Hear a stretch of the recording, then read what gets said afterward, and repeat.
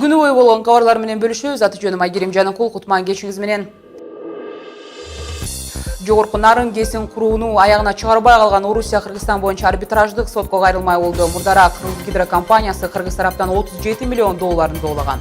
Бул арада үгүт иштери токтотуларына 1 сутка калды. Бул арада референдумга каршы жана колдогон топтор акыркы күндү элди өз тараптарын үндөгө аракет кылышууда. Эми Европа биримдигине мүчө мамлекеттердин аймагына учуп келүүгө тыюу салынган. Авиакомпаниялардын жаңыланган кара тизмеси жарыяланды. Кыргызстан бул тизмеден дагы деле чыга элек. Толугураак баяндап өтөм.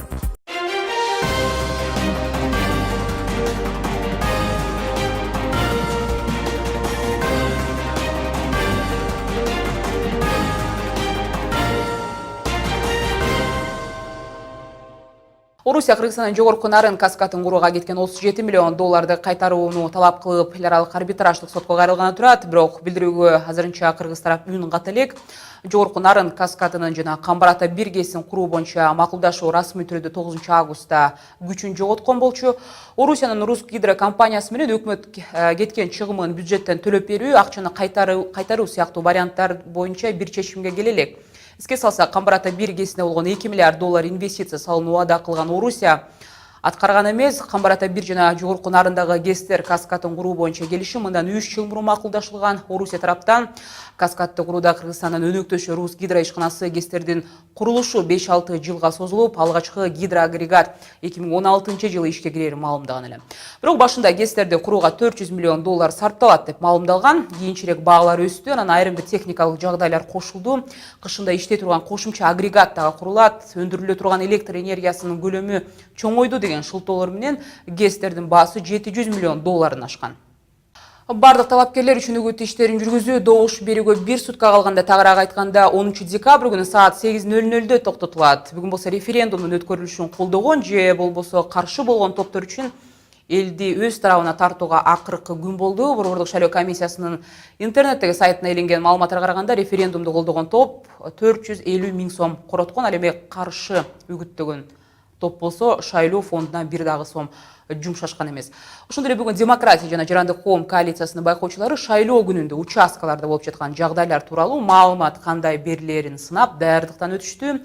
Миңдеген байкоочулар 11 декабрда коалиция түзгөн базага мыйзам бузуулар тууралуу маалымат берип турушмакчы. Наши наблюдатели на местах. Биздин байкоочулар шайлоонун жүрүшүн ордунан байкап турушат. Алардын негизги милдеттери шайлоо учурунда укук бузуулар азайдыбы же көбөйдүбү экени. Киргизилген биометрикалык каттоолор, урналарды эсептөөчү жаңы технологиялар укук бузууларды азайтууда. Автоматически считывающие урны позволили снизить количество каких-то нарушений, допустим, там массовые вбросы бюллетеней или еще что-то. Эске салсак, келе жаткан жекшембиде бир күнү жергиликтүү кеңешке болгон шайлоо жана баш мыйзамды өзгөртүүгө багытталган референдум өтмөкчү. 11 декабрда 405 жергиликтүү кеңешке шайлоо өтөт. Мында 22 шаар жана 384 айыл кирет. Бишкек шаардык кеңештеги 45 депутаттык мандатка 14 партия атсалышууда. Кошумчалай кетсек, баш мыйзамды өзгөртүү боюнча референдум өтсө эмнелер өзгөрүлөт? Эгерде Конституцияга түзөтүүлөр киргизилип калса, кыргыз сотторунун чечими эл аралык уюмдардын чечиминен жогору туруп калмакчы. Түзөтүүлөрдөн кийин мамлекет кыргызстандыктарды жарандыктан ажырата алат. Эгерде түзөтүүлөр күчүнө кирсе, ошондой эле парламенттин депутаты бир эле учурда өкмөт башчысы же вице-премьер-министр боло алат. Ошондой эле кызматтарды депутат ошол кызматтардын бирин ээлесе, ал парламенттин жыйындарында деле добуш бере берет. Түзөтүүлөр кабыл алынса, ошондой эле парламент ага керектүү чектөөлөрдү, мисалы кат алышуунун жашырындуулугун баш тартууну талап кылган мыйзамды кабыл алып же судьялыкка талапкерлерди аларды телефон тыңшоого макул болууга милдеттендириши мүмкүн. Ошондой эле прокуратура козголгон кылмыш иштерин өкмөткө көз каранды болгон улуттук коопсуздук боюнча мамлекеттик кызматка жана экономикалык кылмыштар боюнча күрөш боюнча мамлекеттик кызматка өткөрүп бериши керек болмокчу. Башка кабарлардан Европа комиссиясы бүгүн Европа биримдигине мүчө мамлекеттердин аймагына учуп келүүгө тыюу салынган авиакомпанияларды жаңыланган кара тизмесин жарыялады. Жаңы тизмеде КМШ мамлекеттердин ичинен Кыргызстандагы авиакомпаниялар гана калган. Буга чейин Европа биримдигинин кара тизмесине Кыргызстан менен Казакстандын авиакомпаниялары бар болчу. Эми Казакстандын бул компаниялары аталган тизмеден чыгарылгандыгы маалым болду. Кара тизмеден чыгуу жаңы аба каттамдарын жол ачуу менен чектелбестен камсыздандыруу төлөмүн азайтуу менен учактардын ижара баасын арзандатат. Себеби учак берүүчүлөр менен камсыздандыруучу компаниялар кара тизмеге киргендерге абайлап мамиле жасашат. Дело в том, что Негизги маселелердин бири адистердин даярдыгы жетиштүү эместиги. Эл аралык тажрыйба алыш үчүн чет өлкөлөргө барып адистерди окутуш керек же чет мамлекеттик инспекторду чакырыш керек. Бул албетте каражат түзөт. Ошондо гана болгон кемчиликтерди жоюп алууга жетишебиз жана аудиттен жакшы жыйынтык чыкса, кара тизмеден чыгууга мүмкүнчүлүк болот. Последующий аудит инспекторов Еврокомиссии. Белгиле кетсек, Кыргызстанда 39 аба кемеси бар. Алардын ичинен 30 учак, тик учактын саны болсо 9-ду түзөт. Учууга жарактуулардын болгону 19, анын 17си учак болсо, 2 тик учак болуп эсептелет. Ошондой эле 12 кишилик тик учактарды ижарага алууга болот. Акысы саатына 3,5 миң АКШ долларынан чапчыйт. Ушул тапта 512 авиациялык персонал иш алып барат экен. Каттамдагы учкучтардын саны болсо 89, эми коммерциялык багытта болсо 70 учкуч бар. Башка кабарлардан Американын мамлекеттик департаменти коңшу Тажикстанга финансылык жардамын көбөйтмөй болду. Маалыматтарга караганда каржылык жардам 42,5 миллион долларга чейин жогорулатылат. Берилген жардамга тажик бийлиги жарандык коомдун активдүүлүгүн жогорулатат, коопсуздукту камсыздоо, ошондой эле мамлекеттик кызматтардын ишмердүүлүгүн жакшыртууга жумшашы керек. Ошондой эле каражаттын кайсы бир бөлүгү саламат сактоо, билим берүү тармагына дагы бөлүштүрүлмөкчү. Былтыр Америка Душанбеге 28 миллион долларга ашык каражат бөлгөн болчу. 11-дин кабарларын интернеттеги сайттан окуганды унутпаңыз. Дарегиз 11 чекит KG, эми кийинки 10 мүнөттүк жаңылыктардын мазмунуна көңүл буруңуз. Өзбекстан элчиси Кыргызстандын саясат талдоочулары менен Ташкентте өткөн президенттик шайлоонун жыйынтыктарын талкуулады. Мирзоевдин келиши менен эки мамлекеттин ортосунда кандай жыгылыштар болот? Эксперттердин прогнозун билиңиз. Буларда кыргыз өкмөтү кара кече жана миң кушта көмүр игендерин иштетүү боюнча сынак өткөрмөй болду. Баасы 2,5 миллиард долларга чейин болору күтүлүүдө. Ошондой эле салттуу ушуу боюнча Кыргызстандын курама командасы эл аралык турнирде 45 медаль менен экенин айтышты. Кененирээк баяндоо өтөм. 2010-жылдагы элдик революциядан кийин Кыргызстан көз карандысыздыгын бекемдеп, укуктук мамлекетти куруу жолунда ишенимдүү баратат. Кыргызстан ошондой эле региондогу башка өлкөлөрдүн бирин кезекте жарандык эркиндиктердин жогорку деңгээли менен айырмаланып турарын президент Алмазбек Атамбаев бүгүнкү эл аралык адам укугунун күнүнө карата тараткан билдирүүсүндө белгилеген. Ошондой эле иш жүзүндө өлкөдө кол тийбес адамдардын жок экендигин жана болбой тургандыгын далилдегендигин белгилейт. Бириккен Улуттар уюмунун башкы ассамблеясы 66-жылы 16 декабрда кабыл алган экономикалык жана социалдык маданий укуктар жөнүндө эл аралык пактыга жана жарандык жана саясий укуктар жөнүндө эл аралык пактыга быйыл 50 жыл толду. КМШ мамлекеттердин биринчилеринен болуп ушул Кыргызстан адам укуктары боюнча бул эки негиздөөчү эл аралык келишимдерге кошулган. Бүгүн болсо ошол дүйнө эле коомчулук менен бирге адам укуктарын коргоо күнү белгилөө менен Кыргызстан адамдын негизги эркиндиктерин жана укуктарын сактоону жактай тургандыгын тастыктаганы аталган президенттин куттуктоосунда белгиленет. Жаңылыктарды улантабыз. Борбор калаада Ташкентте өткөн президенттик шайлоонун жыйынтыгын талкуулаган жолугушуу Өзбекстандын элчисинин катышуусу менен өттү. Жаңы шайланган президент Шавкат Мирзоевдин бийликке келиши менен Кыргызстан Өзбекстан алкасынын саясат талдоочулар кандай болгулуп жатышат?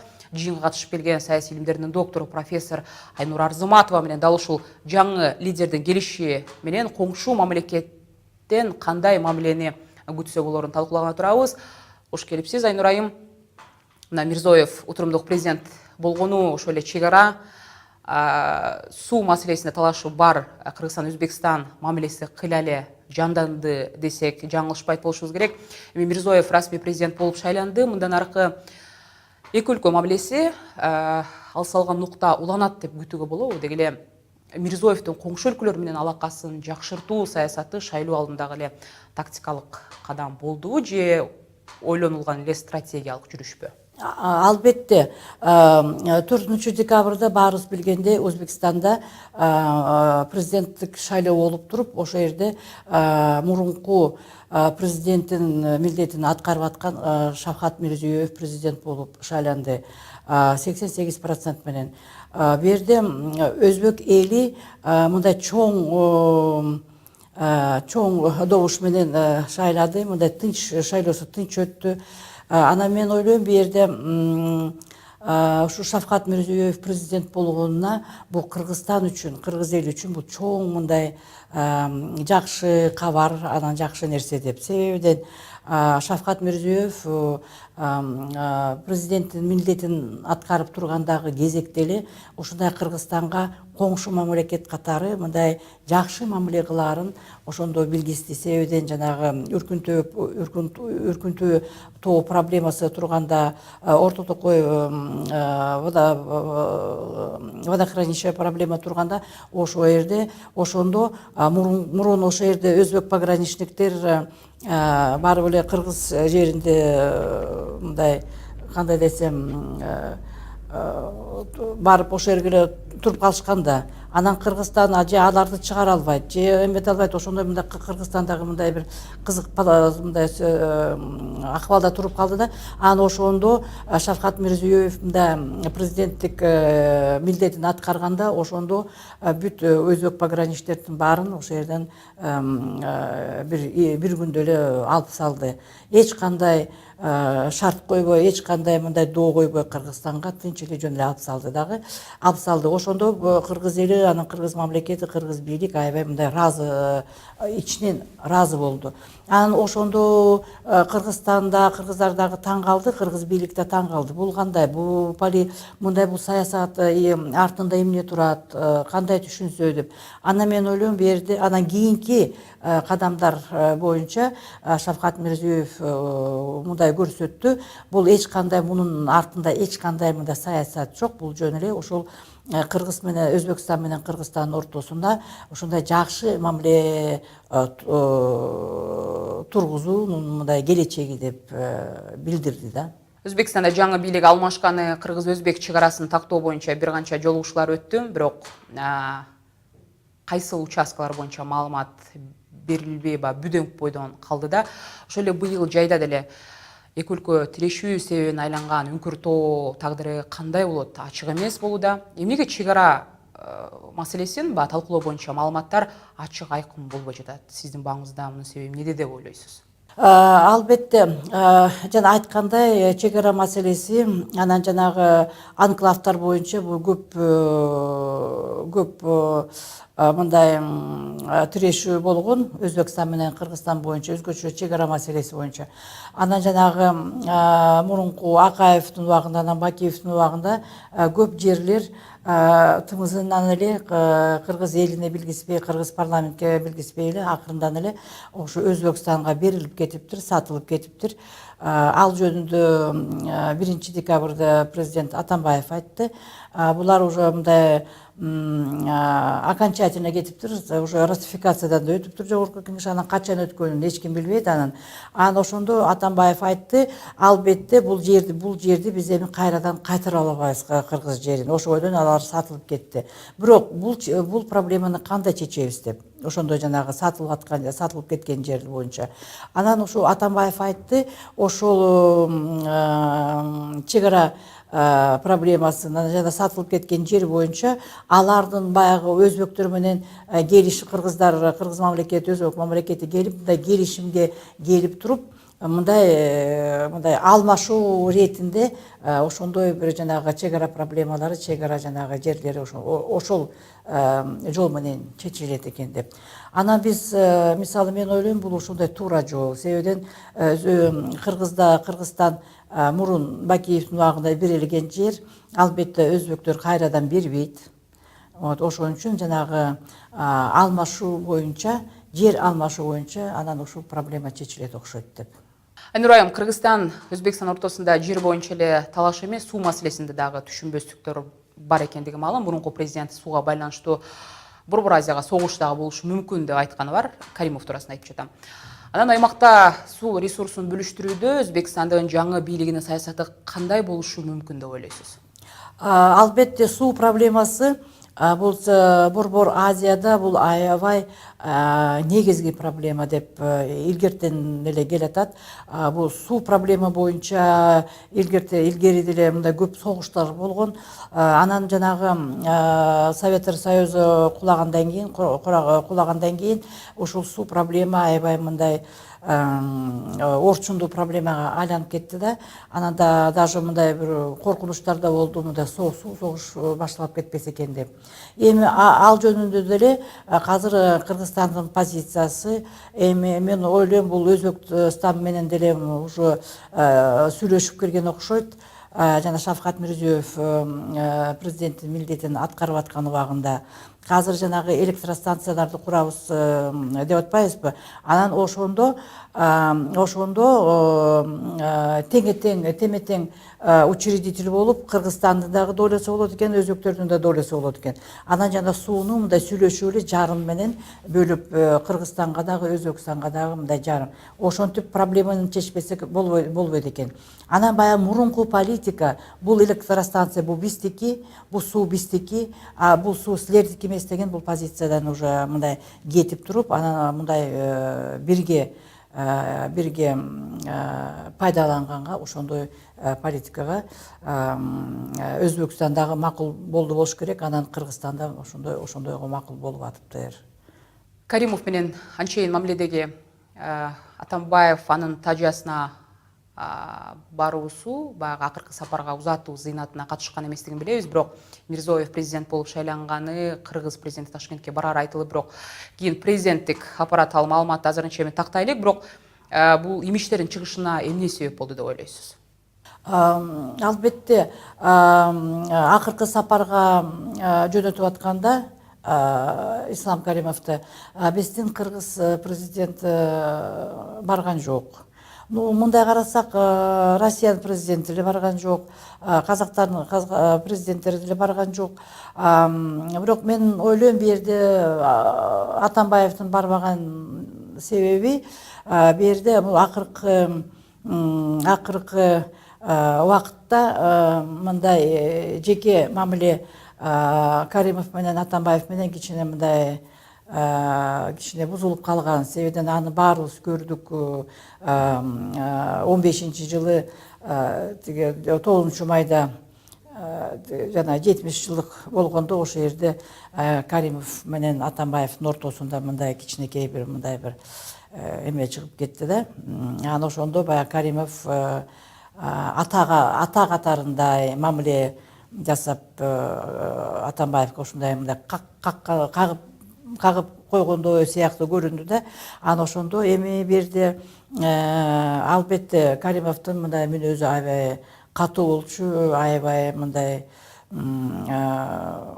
кандайдыр мындай бескомпромиссный болчу. Анан ошондо Кыргызстанга карата мындай улуу ага катарындай ошондой мамиле кылып атканда, албетте бул Кыргызстанга бул жаккан эмес.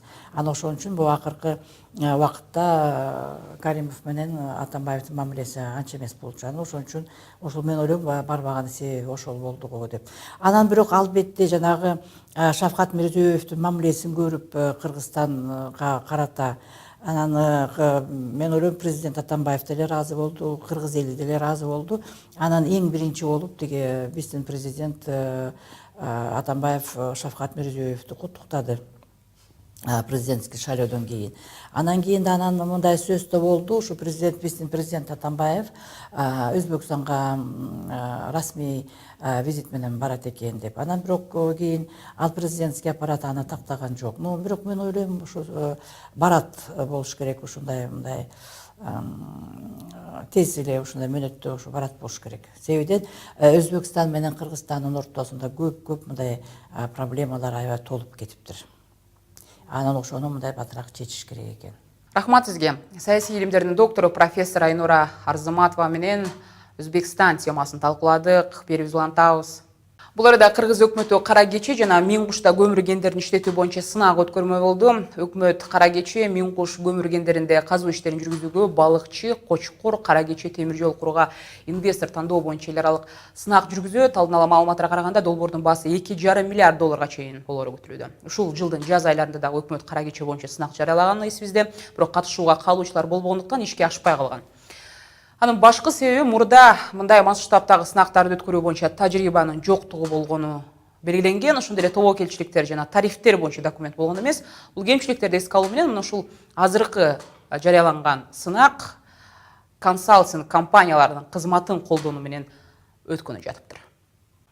Спорт кабарларынан салттуу ушуу боюнча Кыргызстан курама командасы Алматыда өткөн эл аралык турнирде 45 медаль менен мекенине кайтышты. Кыргызстандык спортчулар таяк жана кылыч менен чабыш сыяктуу бир катар стилдеги беттештерге катышкан. Турнирге Орусия, Казакстан, Кыргызстан, ошондой Иран мамлекеттеринин спортчулары катышкан. Бул жолку дагы кыргызстандык ушуучулардын эл аралык бийик статусу бекемделгенин команданын жетекчилиги белгиленет. Ушундай жаңылыктар бүгүнкү жума күнкү чыгарылышты жыйынтыктады. Кызматыңыздарда мен Айгерим Жаныкул болдум. Бардык кабарларды интернеттеги сайттан окуп туруңуздар. Эгибиз 11 чекиткечи кайрадан эфир аркылуу амандашканча саламатта калыңыздар.